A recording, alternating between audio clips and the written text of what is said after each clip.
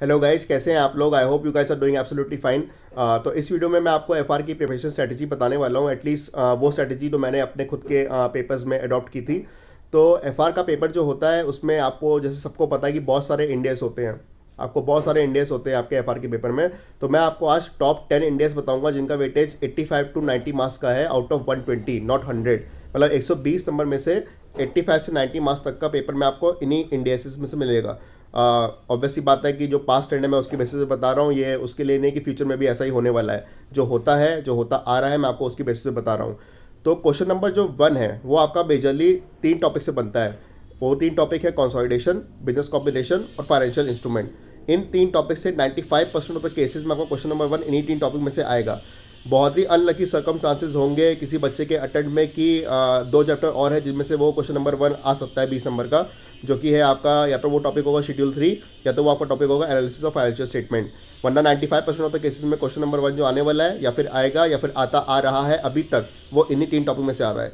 और इन 3 टॉपिक का जो वेटेज है वो मिनिमम 40 मार्क्स का है। मतलब 40 नंबर का तो आपको वो पेपर में ये मिलेगा ही मिलेगा। उसके बाद जो आपका एक 7 टॉपिक्स और बचेंगे, वो इन 3 टॉपिक जितने बड़े तो नहीं हैं, लेकिन हाँ वो 7 टॉपिक्स जो है वो भी बड़े इंडेसेस में ही आएंगे। जिसमें से मैं आपको चौथे नंबर का बता रहा हूँ, वो है रेवेन्यू वाला इंडेस 115।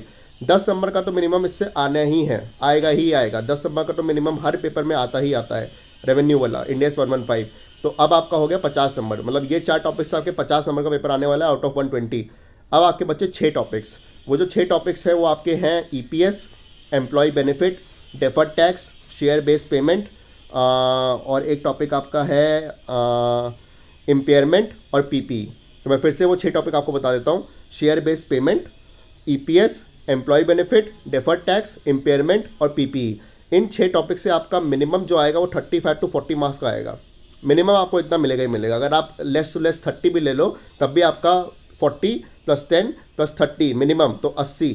लेकिन आप, मैं बता रहा हूँ 35 से 40 नंबर की सी रेंज है, लेकिन अगर आप मिनिमम भी लेके जाओ तो 30 ले लो तो 80। तो आपका 80 मार्क्स का पेपर आपका इन 10 टॉपिक से आने वाला है एफआर में। तो इसके अकॉर्डिंग आपको ये 10 टॉपिक तो बिल्कुल छोड़ने ही नहीं है, करने ही करने हैं।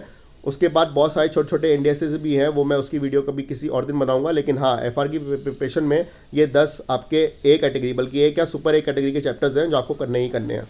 और बाकी अगर आपको और कोई एफआर से रिलेटेड कुछ जानना हो या बताना हो तो आप कमेंट सेक्शन का ऑब्वियसली बात है यूज़ कर सकते हो।